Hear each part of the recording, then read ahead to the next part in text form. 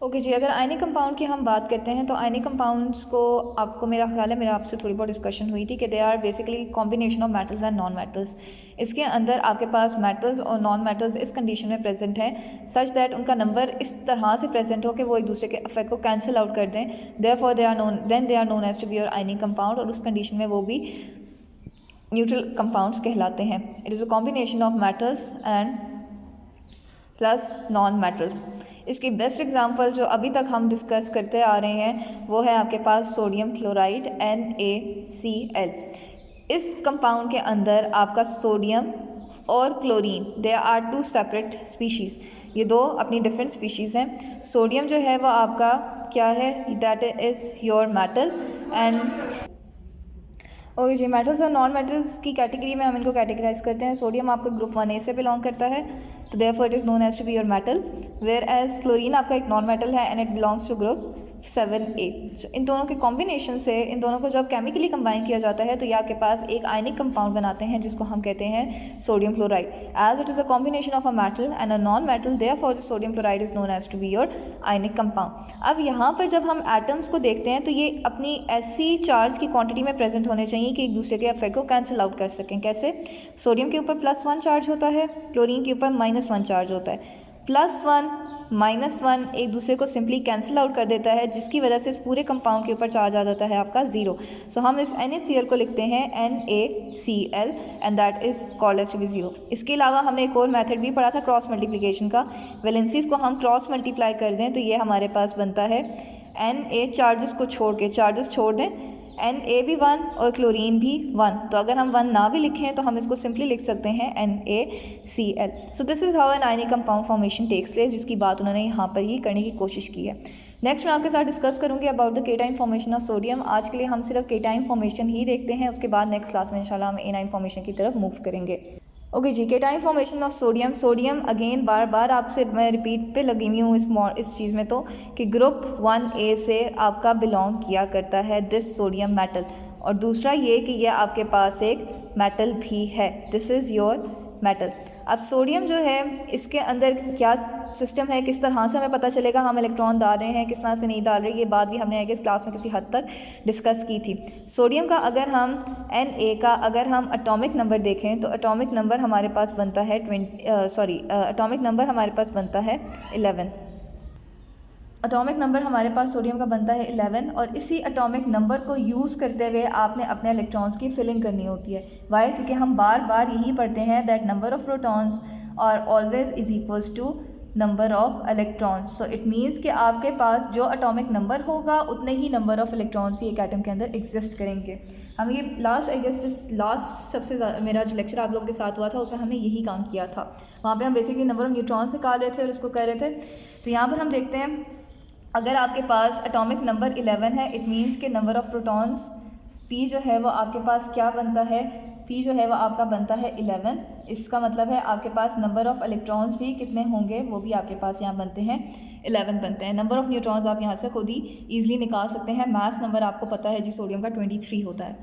हमने सिर्फ प्रोटॉन और न्यूट्रॉन के साथ अपनी यहाँ बात रखनी है क्योंकि हमने इलेक्ट्रॉन की फिलिंग को आप देखना है।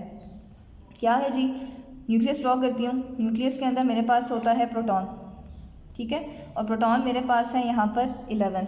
इसके अलावा मैंने आपके साथ दो तरह के शेल्स की भी बात की थी, K शेल और M शेल, एल शेल। यहाँ पर K शेल एक ऐसा शेल है जिसमें हमेशा आपके पास 2 इलेक्ट्रॉन्स ही हो सकते हैं, वेर एज आपका एल शेल जो है वो ऐसा शेल है जिसमें आपके पास मस्ट है कि आपके 8 इलेक्ट्रॉन्स पूरे होने चाहिए। अगर 8 इलेक्ट्रॉन्स पूरे नहीं हैं तो अब वो एटम के ऊपर अब डिपेंड करेगा कि वो इलेक्ट्रॉन लेगा या वो इलेक्ट्रॉन देगा, सो दैट कि वो अपनी एक स्टेबल इलेक्ट्रॉनिक कॉन्फ़िगरेशन को अचीव कर सके। स्टेबल इलेक्ट्रॉनिक कॉन्फ़िगरेशन की जो बात है वो आपकी चैप्टर नंबर 2 में हुई है, स्टेबल इलेक्ट्रॉनिक कॉन्फ़िगरेशन। अभी आप सिर्फ ये बात याद रखें कि आपके शेल्स के अंदर कॉन्फ़िगरेशन, आपके शेल के अंदर के शेल में हमेशा 2 इलेक्ट्रॉन्स होने चाहिए, एल शेल में हमेशा आपके पास 8 इलेक्ट्रॉन्स होने चाहिए। अब वो चाहे आप गेन करके करते हैं, यानी किसी से मांग के करते हैं, दूसरे एटम से मांग के अपने इलेक्ट्रॉन्स लेते हैं, उसके थ्रू करते हैं कंप्लीट, या आप किसी और एटम को अपने इलेक्ट्रॉन्स दे कर करते हैं, वो चीज़ हम यहाँ पर स्टडी करेंगे। ठीक है जी, पॉज करें। ओके जी, न्यूक्लियस के अंदर 11 इलेक्ट्रॉन्स हैं। हम 1 बाय 1 करके शेल ड्रॉ करते हैं और उसके अंदर अपने इलेक्ट्रॉन्स को फिल करते हैं। अब लेट्स से मैं यहाँ पर आपका शेल नंबर 1 बना रही हूँ, के शेल। ये जो न्यूक्लियस के सबसे क्लोजेस्ट तरीन शेल प्रेजेंट होगा वो मेरा शेल होता है, के शेल कहलाता है। ठीक है, इस के शेल में मैंने अभी क्या कहा कि मेरे पास 2 इलेक्ट्रॉन्स लाजमी होने चाहिए। तो इस 11 नंबर ऑफ़ इलेक्ट्रॉन्स को मैं देखूंगी। 11 में से अगर मैं 2 इलेक्ट्रॉन्स पहले के शेल में डाल देती हूँ तो 11 माइनस 2 मेरे पास पीछे रह जाते हैं 9 इलेक्ट्रॉन्स। ये 2 मैंने इलेक्ट्रॉन्स फर्स्ट शेल में ऐड कर दिए और ये पेयर की फॉर्म में, यानी ये दोनों इकट्ठे ऐड नहीं करने, एक ऊपर एक नीचे करके आप ऐड करेंगे। ये बात भी मैं आपको बता चुकी हूँ। उसके बाद के शेल के 2 इलेक्ट्रॉन्स कंप्लीट हो गया शेल। अब आपने क्या करना है, आपने नेक्स्ट शेल अपना ड्रॉ करना है के शेल के बाद, that is known as to be your L shell. ये शेल अब आपका एल शेल कहलाता है और इस एल शेल में आप अपने रिमेनिंग इलेक्ट्रॉन्स को फिल करते हैं। 11 में से 2 इलेक्ट्रॉन्स मैंने फर्स्ट शेल में डाल दिए। 11 माइनस 2 कर दें तो वो आपके पास पीछे शो करता है आपके पास कितने इलेक्ट्रॉन्स रह गए, 9 इलेक्ट्रॉन्स रह गए। अब मैंने इन 9 इलेक्ट्रॉन्स को इस शेल में डाल के देखना है कि आया मेरे पास कोई एक्स्ट्रा बचता है या क्या चक्कर है यहाँ पे, उसको आप फिल करके हम देखते हैं। 9 इलेक्ट्रॉन्स डालेंगे, कैसे डालेंगे, एक इलेक्ट्रॉन ऊपर, 9 इलेक्ट्रॉन्स को आप डालना है, एक इलेक्ट्रॉन नीचे, एक राइट साइड पे, एक लेफ्ट साइड पे। ये हो गया। अब यह मेरे पास कितने इलेक्ट्रॉन्स हो गए, 1 2 3 4 5 6, 3 इलेक्ट्रॉन्स अभी मैंने और डालने हैं सो दैट मेरा इस शेल के अंदर वो 9 इलेक्ट्रॉन्स अपने एकोमोडेट कर सकूं। तो अब पहले सिंगल एक इलेक्ट्रॉन डालते हैं, उसके बाद आप इसके साथ इसकी पेयरिंग के वक्त पेयरिंग करते हुए अगला इलेक्ट्रॉन ऐड करना स्टार्ट कर देते हैं। 9 में से 4 इलेक्ट्रॉन्स मैंने यहाँ पर डाल दिए तो पीछे कितने रह गए, 5 इलेक्ट्रॉन्स अब मैंने यहाँ पर डालने हैं। तो ये मेरे पास हो जाएगा 1 2 3 4 5 6 7 8 9 और ये हो गया मेरे पास 10। अब इस शेल में देखें आपके पास क्या हो गया, यहाँ पर आपके 8 इलेक्ट्रॉन्स भी एल शेल में कंप्लीट हो जाते हैं। 1 2 3 4 5 6 7 और 8। इट मीन्स कि 9 में से 8 इलेक्ट्रॉन्स मैंने एल शेल में अपने डाल दिए हैं और एल शेल भी मेरा इस वक्त कंप्लीट हो चुका है। 11 में से 2 इलेक्ट्रॉन्स मैंने के शेल में डालने थे सो दैट मेरे के शेल की आप कह लें कॉन्फ़िगरेशन कंप्लीट हो जाए। के शेल में 2 इलेक्ट्रॉन्स डल गए, के शेल कंप्लीट हो गया। उसके बाद रिमेनिंग 9 इलेक्ट्रॉन्स में से 8 इलेक्ट्रॉन्स एल शेल में कंप्लीट हो गए। पहले सिंगल इलेक्ट्रॉन करके डालें, उसके बाद आप डबल करके डालते हैं, पेयर करके डालते हैं। अब 9 में से 8 इलेक्ट्रॉन्स आपके एल शेल में कम्प्लीटली जा चुके हैं। तो अब जो पीछे रिमेनिंग 1 इलेक्ट्रॉन रह गया है वो इस एल शेल के नेक्स्ट वाले शेल में एकोमोडेट होगा। तो एल शेल के बाद आपके पास आता है एम शेल। तो इसके बाद आप अगेन एक और शेल अपना ड्रॉ करते हैं और उस शेल में आपके पास मैं ब्लू से वो वाला इलेक्ट्रॉन बना रही हूँ, वो इलेक्ट्रॉन आप यहाँ पर डालेंगे। That makes it a complete of 11 electron, क्योंकि एक ही इलेक्ट्रॉन आपका रिमेनिंग था, वो जाके आप अपने एम शेल में डाल देते हैं। अब अपने इलेक्ट्रॉन्स बेशक काउंट कर लें, 1 2 3 4 5 6 7 8 9 10 एंड 11। आपके 11 इलेक्ट्रॉन्स यहाँ पर आके कंप्लीट हो गए। अब सोडियम का ये पूरा इलेक्ट्रॉनिक स्ट्रक्चर तो बन गया, लेकिन अब क्या आप देखें एम शेल के अंदर आपने अपने 18 इलेक्ट्रॉन्स एकोमोडेट करने हैं। क्या आपके लिए ये फिजिबल है कि आप 18 इलेक्ट्रॉन किसी से मांगें और ला के इस शेल में डालें, या ये ज़्यादा फिजिबल है कि जो एक इलेक्ट्रॉन यहाँ पे अकेला पड़ा हुआ है उसको उठा के आप किसी और जगह पे अपना फिक्स कर दें या किसी और जगह पे उसको एकोमोडेट करवा दें, किसी और इलेक्ट्रॉन को दे दें, सॉरी किसी और एटम को आप वो दे दें। तो यहाँ पे सोडियम के अंदर ये कैपेबिलिटी है कि ये जो इलेक्ट्रॉन इसका एम शेल में एक अकेला तनहा पड़ा हुआ है उसको उठा के वो किसी और एटम को वो इजीली दे सकता है, इजीली डोनेट कर सकता है, लूज़ कर सकता है। सो दैट इज़ वाई, क्योंकि यहाँ पर सोडियम अपना एक इलेक्ट्रॉन लूज़ कर सकता है, सो इस वजह से यहाँ पर सोडियम जो है वो आपका एक केटाइन कहलाता है। ओके जी, 9th। अभी ये मैंने अगेन सोडियम का ही स्ट्रक्चर ड्रॉ किया है। मैंने वही बात है कि मैंने यहाँ पे अपने इलेक्ट्रॉन्स 11 इलेक्ट्रॉन्स को अकोमोडेट करवाना था इनटू माय शेल्स। के शेल में 2 इलेक्ट्रॉन्स, एल शेल में 8 इलेक्ट्रॉन्स एंड एम शेल में 1 electron. That makes it a total of 11 electron. अभी मैं आपके साथ यही बात कर रही हूँ कि किसी भी चीज़ के लिए अगर उसके पास एक स्पेयर चीज़ आ रही है तो वो चीज़ देना ज़्यादा आसान होता है एज़ कम्पेयर टू कि वो बाकी वो 8 के या 18 इलेक्ट्रॉन 17 इलेक्ट्रॉन्स और कैप्चर करे कहीं से और अपने इस शेल को कंप्लीट करे। क्योंकि केमिस्ट्री पूरे में एटम की ज़्यादा से ज़्यादा कोशिश ये होती है कि वो स्टेबिलिटी की तरफ मूव करे। सोडियम ने अगर स्टेबल होना है तो वो कैसे स्टेबल होता है, वो अपना इलेक्ट्रॉन देकर स्टेबल होता है। ये एक स्पेयर इलेक्ट्रॉन है जो इसके स्ट्रक्चर को स्टेबिलिटी की तरफ लेकर नहीं जाता। तो बजाय ये कि सोडियम किसी और एटम से इलेक्ट्रॉन्स लेकर अपने इस पूरे शेल में 17 इलेक्ट्रॉन्स को पूरा करे, क्योंकि उसके लिए एनर्जी चाहिए होती है। तो सोडियम क्या करता है, वो ईजिली अपना एक स्पेयर इलेक्ट्रॉन जो एम शेल में पड़ा हुआ है उसको उठा के किसी और एटम को दे देता है, जिसकी वजह से हम कहते हैं कि सोडियम के ऊपर आपका पॉजिटिव चार्ज आता है। जाता है। अब ये देता है, उसके लिए क्या होता है जी कि दे देना है, एक इलेक्ट्रॉन लूज़ हो जाता है, तो हम यहाँ पे एरो पे लिख देते हैं -1 इलेक्ट्रॉन।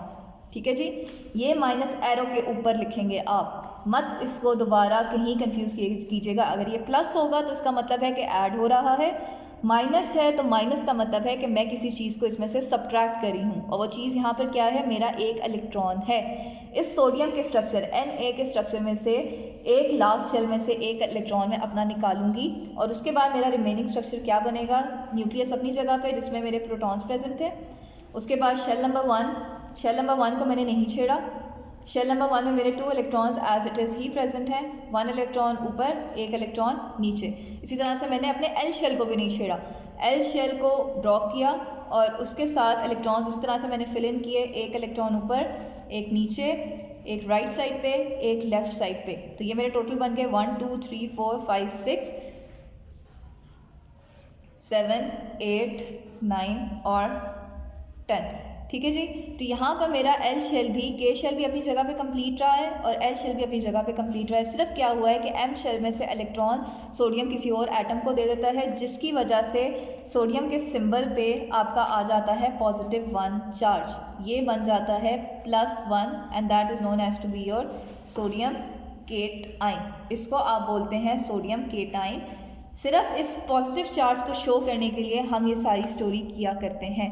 इनिशियली ये मत कंफ्यूज होएगा, इलेक्ट्रॉन रहते सोडियम के पास 11 ही हैं। सोडियम के पास, Na के पास जिसके ऊपर कोई चार्ज नहीं है, उसके पास इलेक्ट्रॉन रहते 11 ही हैं। सिर्फ ये सोडियम क्या करता है, उसके एम शेल में प्रेजेंट स्पेयर इलेक्ट्रॉन इस सेंस में कि उसका ना कोई पेयर है, ना उसका कोई पार्टनर है, ना उसके कोई फ्रेंड जिसके साथ इधर बैठे हुए हैं तो वो बैठ के गप्पे मारे।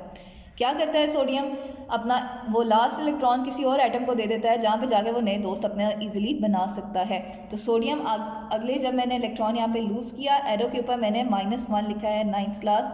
दिस माइनस इंडिकेट कोई चीज़ एलिमिनेट हो रही है।